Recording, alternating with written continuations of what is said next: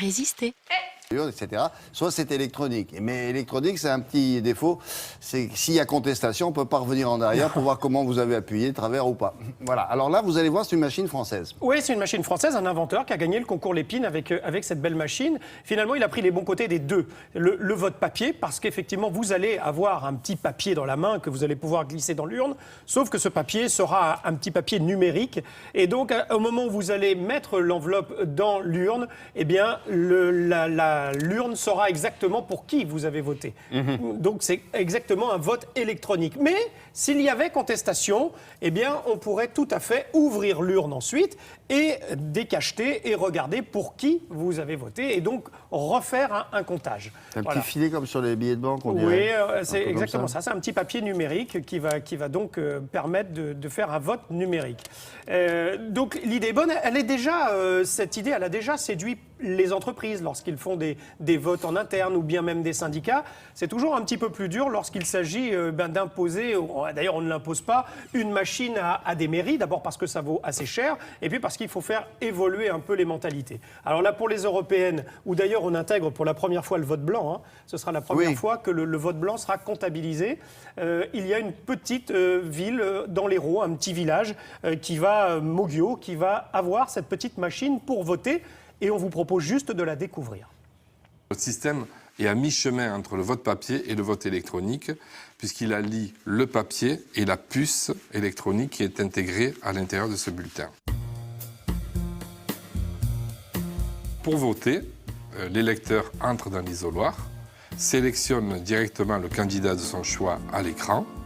Immédiatement, un bulletin est imprimé et programmé avec le nom du candidat dans la puce qui est dans le papier.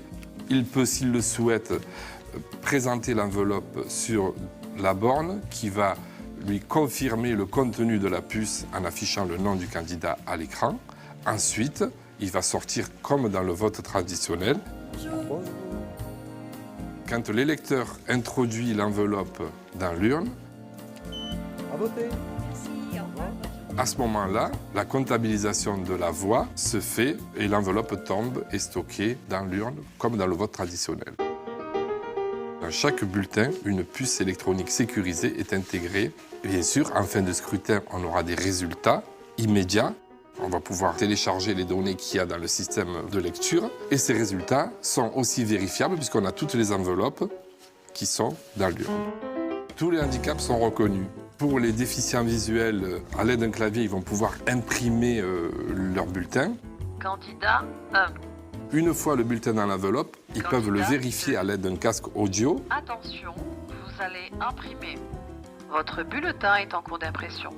Vous pouvez le récupérer en bas à droite sous le clavier. Des études estiment le vote papier à 1 €, le vote purement électronique sans possibilité de vérifier à 50 centimes. Nous, à ce prix-là, il faut rajouter le prix de la puce qui est de 15 centimes. Donc on a une économie de 35 centimes par rapport au vote papier. La redondance de la donnée graphique et numérique vient sécuriser tant le vote papier que le vote électronique existant dans certains pays et vient supprimer deux mythes, la machine qui se trompe et le bourrage des urnes. Voilà, vote blanc, c'est comme ça. On le voit quand on est... On voit la petite... Oui, on voit la petite puce qui est dedans. Qui est là, effectivement, ou si vous à côté. préférez... Ah oui, là c'est mieux déjà. Voter il y a de la voix, c'est une autre chose. Alors Pour l'avenir de la France. L'ONU, mettez la voix. L'ONU pourrait être intéressée, notamment quand l'ONU organise des élections dans certains pays.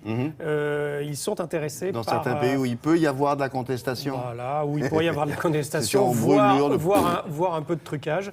Ils seraient intéressés par cette machine que vous aurez vue peut-être pour la première fois ici. Oui, et qui arrivera bientôt peut-être dans nos mairies. On brûle les urnes et l'assesseur il est pendu à l'arbre. Ah, zut. C'est embêtant. Un marché beaucoup moins.